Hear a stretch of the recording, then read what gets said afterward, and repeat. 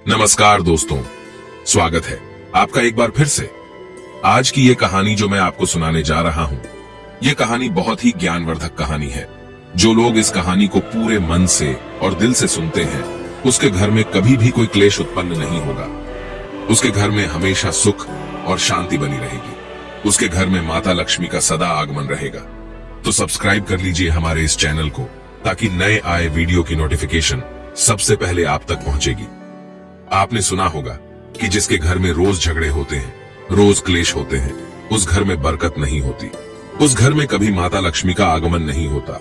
और जिसके घर में सुख शांति होती है, उसके घर में सुख समृद्धि का आगमन होता है और माता लक्ष्मी का निवास उसके घर पर सदा बना रहता है। इस कहानी को सुनने के बाद हमें यह पता चल जाएगा कि हमें घर में लड़ाई झगड़ा क्यों नहीं करना चाहिए, और जिसके घर में लड़ाई झगड़े होते हैं वो उन लड़ाई झगड़ों को कैसे रोक सकता है। क्योंकि घर में सुख शांति का होना बहुत जरूरी है। क्योंकि जहां सुख शांति होती है, वहीं माता लक्ष्मी निवास करती है। जहां क्लेश उत्पन्न होते हैं, लड़ाई झगड़े उत्पन्न होते हैं, वहां माता लक्ष्मी का वास नहीं होता। वहां दुख और दारिद्र का निवास होता है। हो सके तो इस कहानी को पूरा सुने। यह कहानी आपके जीवन में बहुत सीख देगी। यह बहुत ही ज्ञानवर्धक कहानी है, इसे जरूर सुने। एक मोर और मोरनी की कहानी। इससे पहले कि आप हमारी कहानी में खो जाएं, चैनल को सब्सक्राइब करना ना भूलें। चलिए कहानी शुरू करते हैं। एक जंगल में एक मोर और मोरनी रहते थे। मोर और मोरनी बहुत हंसी खुशी जंगल में रहते थे। एक दिन मोरनी मोर से कहती है, पिया जी, हमें यहाँ से चलना चाहिए। हमें वहां चलना चाहिए जहाँ हमारे समाज के लोग रहते हैं। काफी सारे मोर मोरनी रहते हैं, हमें वहां चलना चाहिए। मोर मोरनी से कहता है, प्रिय, अगर हम वहां चलेंगे तो रोज लड़ाई झगड़े होंगे। हम दोनों यहाँ जंगल में कितना सुकून से रहते हैं, वहां जाने की क्या जरूरत है। लेकिन मोरनी जिद करने लगती है तो मोर भी मान जाता है। मोरनी की जिद करने पर वो दोनों उड़कर एक नगर में आ जाते। उस नगर का राजा पशु पक्षियों की भाषा को अच्छी तरह से समझता था। उस राजा ने कराव शास्त्र की पढ़ाई की थी। कराव शास्त्र का मतलब यही होता है कि पशु पक्षियों की भाषा को समझ पाना। वह राजा सभी प्रकार के पशु पक्षियों की आवाज को समझ पाता था। हर जीव जंतु की आवाज को वह बखूबी समझता था कि वह क्या कह रहा है। दोनों मोर और मोरनी उसी नगर में आ जाते हैं। एक दिन की बात है, राजा अपनी रानी से कहता है कि हे रानी, मुझे बहुत तगड़ी भूख लगी है, आप मुझे भोजन खिला दीजिए। राजा की रानी 36 प्रकार के भोजन बना करके एक हाथ में पानी का लोटा और दूसरे हाथ में खाने की थाली लेकर राजा के पास पहुंचती है। रानी जैसे ही भोजन का थाली राजा के सामने रखती है तो एक चावल का टुकड़ा नीचे गिर जाता है। वहीं पर कुछ चींटियां घूम रही थी। तभी एक चींटी चावल के टुकड़े लेकर वहां से जाने लगती है। राजा बैठा सब घटना को देख रहा था। उस चींटी के पास में तुरंत ही एक बड़ा चींटा आता है और वह चींटा उस चींटी से कहता है, हे प्रिय, यह चावल का टुकड़ा मुझे दे दीजिए और तुम वापस जाओ और उस राजा की थाली से दूसरा चावल का टुकड़ा लेकर आओ। उनकी बातों को राजा पूरी तरह से सुन रहा था, क्योंकि राजा हर जानवर, पशु और पंछी की भाषा को समझ सकता था। तो राजा वहीं बैठा रहा था। जब चींटा चींटी से यह बात कह रहा है कि नहीं, मैं नहीं जाऊंगी, अगर ये बात राजा को पता चल जाएगी तो राजा मुझे मार देगा। फिर चींटा चींटी से कहता है कि तुम जाओ, राजा को नहीं पता चलेगा। चींटी फिर जाने की कोशिश तो करती है, लेकिन फिर आधे रास्ते से वापस चली आती है और चींटा से कहती है, नहीं, मैं नहीं जाऊंगी, हो सकता है राजा को पता चल जाए और राजा मुझे मार देगा। राजा उन दोनों को देख रहा था। चींटा को इस बात का भान हो जाता है कि राजा हमारी बात को समझ रहा है। चींटा फिर चींटी से कहता है, देखो, लगता है राजा हमारी बात को समझ रहा है। राजा ने हमारी बातों को सुन लिया है, इसीलिए वो हमें ही देख रहा है। चींटा चींटी से कहता है, अगर राजा ने हमारी बातों को सुन लिया है और राजा किसी और को बताया तो उसी समय पत्थर का बन जाएगा। राजा चींटा और चींटी की बात को बखूबी सुन लेता है और समझ लेता है। राजा इस बात को सुनकर हंसने लगता है। जैसे ही राजा को हंसी आने लगती है, राजा की रानी रसोई से बाहर आती है। वह जैसे ही रसोई से बाहर निकलती है, राजा उसे हंसते हुए दिखाई देता है। रानी राजा को हंसते हुए देखकर सोचने लगती है कि शायद मुझसे कोई गलती हुई है, इसीलिए राजा साहब हंस रहे हैं। रानी राजा के पास आती है और कहती है, हे महाराज, क्या मुझसे कोई पाप हुआ है? क्या मुझसे कोई गलती हुई है कि आप इतनी जोर से हंस रहे हैं? राजा रानी से कहता है, नहीं, ऐसी कोई बात नहीं है, मुझे बस यूं ही हंसी आ गई। रानी जिद करने लगती है और कहती है, आपको मुझे बताना पड़ेगा कि आप क्यों हंस रहे थे। राजा बार बार मना करता है क्योंकि राजा को पता था कि चींटी ने कहा है कि अगर मैं चींटी वाली बात किसी को बताऊंगा तो मैं पत्थर का बन जाऊंगा। इसीलिए राजा रानी को यह बात नहीं बताना चाहता था। लेकिन रानी बार बार जिद करती है और कहती है, आपको मुझे बताना ही पड़ेगा कि आप क्यों हंस रहे थे। अगर आप मुझसे सच्चा प्रेम करते हैं, अगर आप मुझे अपना समझते हैं, तो आपको यह बताना पड़ेगा कि आप क्यों हंस रहे थे। राजा अब धर्म संकट में पड़ गया है। राजा सोचता है, अगर मैं ये बात रानी को बताऊंगा तो मैं पत्थर का बन जाऊंगा। और फिर सोचता है, अगर मैं नहीं बताऊंगा तो रानी का विश्वास खत्म हो जाएगा। रानी बहुत जिद करने लगती है। कहते हैं ना कि प्रिया हट और बाल हट बहुत तगड़ी होती है। इन दोनों हट से हमेशा बचकर के रहना चाहिए। रानी के प्रिया हट के सामने राजा को झुकना पड़ता है और राजा रानी से कहता है, ठीक है, अगर मैं आपको बताऊंगा तो बाद में आपको पछताना पड़ेगा। रानी कहती है कि अभी तो आप कह रहे थे कि कोई बात नहीं है, अभी आप कह रहे हैं कि मुझे पछताना पड़ेगा। रानी कहती है कि जरूर कोई तगड़ी बात है और रानी और ज्यादा जिद करने लगती है। तब राजा कहता है कि तब ठीक है, अगर आप नहीं मान रही है तो चलिए मैं किसी जंगल में आपको एक बात बताऊंगा। राजा रानी रथ पर सवार होकर के जंगल के लिए निकल जाते हैं। जैसे वो घोर जंगल में पहुंच जाते हैं, तब राजा सारी बात रानी को सुनाने लगता है। जैसे ही राजा थोड़ी थोड़ी बात रानी को सुनाते गया, वैसे वैसे वो भी धीरे धीरे पत्थर का बनता गया। जैसे राजा ने आधी बात रानी को सुनाई, वो भी आधा पत्थर का हो गया। राजा फिर रानी से कहता है, हे रानी, मैं धीरे धीरे पत्थर का बनता जा रहा हूं, तुम बाद में बहुत पछताओगी। रानी कहती है, हे राजा साहब, हे महाराज, थोड़ी सी बात बची है, आप उसे भी सुना दीजिए। राजा पूरी बात बता देता है और राजा पूरा पत्थर का बन जाता है।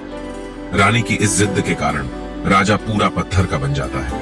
रानी रोने लगती है और रानी उस पत्थर को हिलाने की कोशिश करती है, लेकिन भारी भरकम पत्थर कैसे हिल पाती, क्योंकि राजा बहुत ही भारी था।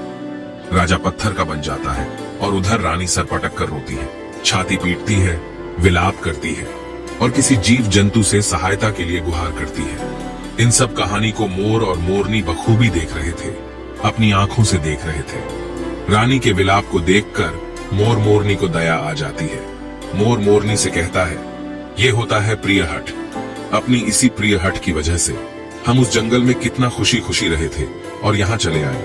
मोरनी मोर से कहती है कि प्रिय, ये रानी बहुत दुखी हो रही है, हमें इसकी सहायता जरूर करनी चाहिए।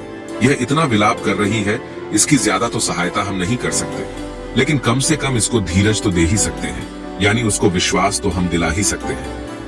यही सोचकर मोर और मोरनी उस रानी के पास जाते हैं और जाकर के रानी से कहते हैं कि रानी साहिबा, जो हुआ वो तो गलत हुआ, लेकिन आप जरा धीरज रखिए, अपने आप को थोड़ा संभालिए, आपके पीछे पूरा राज्य है।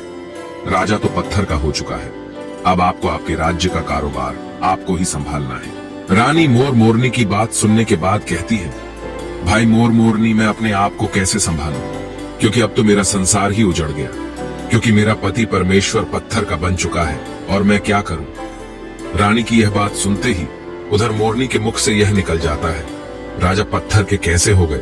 राजा तो इंसान थे, अच्छे भले थे, लेकिन ये पत्थर के कैसे हो गए। रानी वही बात बताने लगती है जो राजा ने चींटी वाली बात रानी को बताई थी। रानी वही बात मोर और मोरनी को बताने लगती है और रानी भी धीरे धीरे करके पत्थर की बन जाती है। और जब रानी पत्थर की हो जाती है और राजा तो पत्थर का हो ही चुका था, जब दोनों पत्थर के हो जाते हैं, उधर मोर मोरनी को चिंता सताने लगती है। उधर मोर और मोरनी बहुत दुखी हो जाते हैं। मोर मोरनी को यह चिंता सताने लगती है कि यह विपत्ति हमारे ऊपर भी आ सकती है, क्योंकि राजा भी उसी चींटी वाली बात से पत्थर का हो चुका है और रानी भी उसी चींटी वाली बात से पत्थर की हो चुकी है। मोर मोरनी से कहता है, हम पर भी खतरा मंडरा रहा है, क्योंकि तुम स्त्रियों से कोई भी बात छिपती नहीं है। मोरनी मोर से कहती है, पिया जी, यहाँ से हम दूर चले क्या। मोर मोरनी से कहता है, हे बेवकूफ, दूर जाने से क्या फायदा है, ये संकट तो धरती के किसी भी कोने में हमारा पीछा नहीं छोड़ेगा, ये खतरा तो हमेशा हमारे ऊपर मंडराते रहेगा। अगर जाने अनजाने में यह हमारी मुख से निकल गई तो हम भी पत्थर का बन जाएंगे। इसी बात को लेकर मोर और मोरनी बहुत दुखी हो जाते हैं, बहुत चिंतित हो जाते हैं। रात दिन उनको यह दुख खाया जाता है, यह सोचकर वे ना भोजन करते हैं और न चैन से सोते। बस रात दिन उनको यही दुख सताती है, यही टेंशन रहती है कि ये बात उनके मुख से निकल ना जाए। यदि हमारे मुख से ये बात भूल कर भी निकल गई तो दोनों पति पत्नी पत्थर के बन जाएंगे। यही सोचकर मोर ने दिमाग लगाया कि यदि मैं सारी चींटियों को खत्म कर दूं, तो यह सब खत्म हो सकता है, क्योंकि यह करा धरा तो चींटियों का है। मोर मोरनी से कहता है, प्रिय, अगर हम सृष्टि से सारी चींटियों को खत्म कर दें, तो चींटियों का संकट समाप्त हो जाएगा।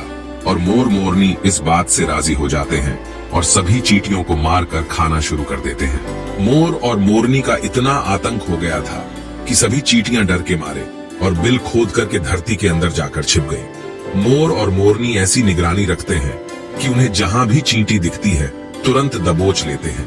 कोई भी चींटी मोर और मोरनी के इस आतंक की वजह से बाहर ही नहीं आती थी। सभी चींटियों ने जमीन के अंदर अपना बिल बना दिया और जमीन के अंदर ही जाकर बैठ जाती। काफी समय बीतने के बाद चींटियों को भूख सताने लगी, क्योंकि भोजन तो बिल में मिलता नहीं, भोजन तो बाहर मिलता है। जैसे ही भोजन लेने के लिए चींटी बाहर आती, मोर उसे दबोच लेता है और उसे जान से मार देता। एक चींटी और एक चींटा बिल के अंदर भोजन के लिए तड़पते हुए श्री हरि विष्णु का जोरदार भजन करने लगे। भक्ति करते करते उन्हें यह भी मालूम नहीं था कि वह कहां है कहां नहीं है। वे घोर तपस्या में लीन हो गए। अंत में जाकर श्री हरि विष्णु उन्हें दर्शन देते हैं और भगवान विष्णु कहते हैं, चींटी चिंटा, जो तुम्हें मांगना है मांग सकते हो, हम तुम्हारी भक्ति से प्रसन्न हैं। क्योंकि चिंटा और चींटी ने निरंतर भक्ति की थी, ना ही कोई जल ग्रहण किया, ना ही अन्न। इसलिए भगवान विष्णु बहुत जल्दी प्रसन्न हो गए और आकर कहने लगे, जो तुम्हें मांगना है मांग सकते हो, हम तुम्हारी भक्ति से बहुत प्रसन्न हैं। उधर चिंटा और चींटी ना जाने कितने दिनों से भूखे और प्यासे थे। दोनों एक ही बात कहते हैं, हे प्रभु, अगर आप हमें वर देना चाहते हैं तो हमारे पेट में गांठ लगा दीजिए। उन्होंने सोचा, अगर हमारा पेट नहीं होगा तो हम बाहर क्यों जाएंगे और मोर मोरनी हमें नहीं खाएंगे, इसीलिए उन्होंने मांगा, हे प्रभु, हमारे पेट में गांठ लगा दीजिए। भगवान विष्णु कहते हैं, तथास्तु, और चींटियों के पेट में गांठ लग जाती है। आज भी उन चींटियों के पेट में गांठ लगी हुई है, चींटियों का पेट नहीं होता। फिर चिंटा और चींटी भगवान विष्णु से कहते हैं, प्रभु, हमारे पेट में तो गांठ लग गई है, लेकिन अभी भी हमें मोर और मोरनी से खतरा है। मोर और मोरनी हमारे इंतजार में अभी भी ऊपर जमीन पर बैठे हैं और जैसे ही वे लोग हमें देखेंगे वो हमें मार देंगे।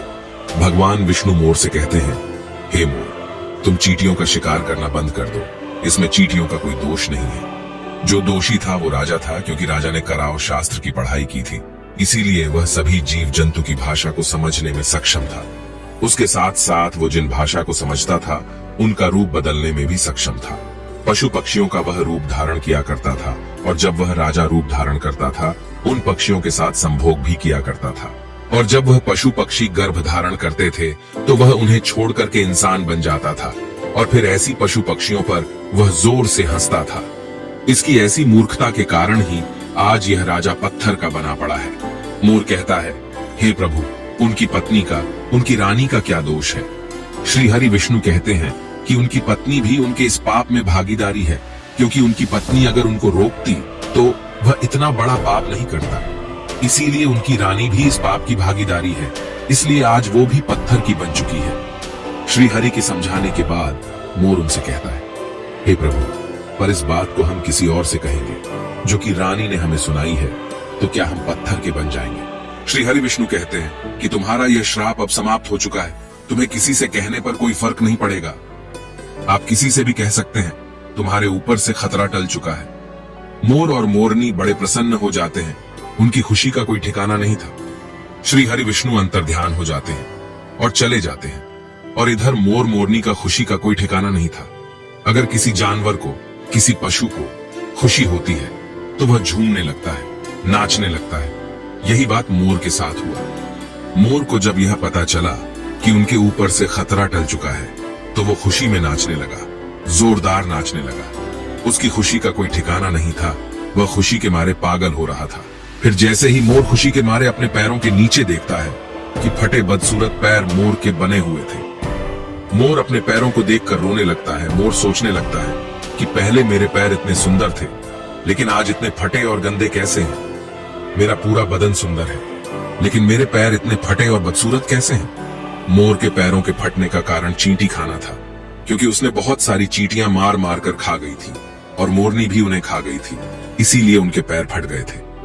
आज भी कोई इंसान अगर चींटी खाता है तो उसके शरीर में छोटे छोटे दाने पड़ जाते हैं। यदि आप ज्यादा मात्रा में चींटी खाओगे तो आपका बदन भी फटने लगेगा। सांप केंचुली क्यों छोड़ता है? क्योंकि सांप चींटी खाता है और इसीलिए उसके शरीर में फट जाता है, अलग हो जाते हैं। इसी तरह मोर के पैर फट गए थे और वे बदसूरत हो गए थे, इसलिए मोर अपने पैरों को देखकर जोर जोर से रोने लगा। मोरनी मोर को धीरज रखवाती है और कहती है, जो हुआ वो तो हो गया, रोने से क्या होगा। मोर नाचता और जोर जोर से रोता है, इसलिए उसकी आंखों से आंसू की धारा बह रहे थे। मोरनी मोर को धीरज रखवाती है और उसके आंसुओं को नीचे गिरने से रोकती, लेकिन रोक नहीं पाती। मोरनी के हाथ तो है नहीं, लेकिन अपनी चोंच से एक एक आंसू को उठाती और अपने मुख में रखने की कोशिश करती, लेकिन कितना अपने मुख में रखती, सीधे मोरनी के पेट में चले जाते। इस तरीके से हर बार मोरनी मोर के आंसुओं को रोकती और मोर नाचता और खूब जोर जोर से रोता।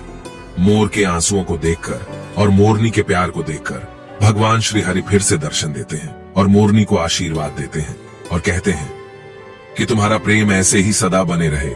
इस आशीर्वाद की वजह से, अब इसे आशीर्वाद समझिए या श्राप, इसकी वजह से मोर कभी संभोग नहीं कर पाता, क्योंकि मोर जब नाचता है तो उसकी आंखों से आंसू गिरते हैं और उन आंसुओं को मोरनी चुकती है और उसी आंसुओं के कारण मोरनी गर्भवती हो जाती है। भगवान श्री हरि मोर और मोरनी को आशीर्वाद देते हैं और कहते हैं कि तुम्हारी भक्ति धन्य है और तुम धन्य हो। एक समय ऐसा भी आएगा कि तुम्हारे पंख को मुकुट बनाकर धारण करेंगे। इसलिए कहते हैं, श्री कृष्ण के रूप में श्री हरि धरती पर आते हैं तो वह मोर का पंख अपने मुकुट में धारण करते हैं। इस कहानी में बस इतना ही और हम आशा करते हैं कि इस कहानी से आपको बहुत कुछ सीखने को मिला होगा।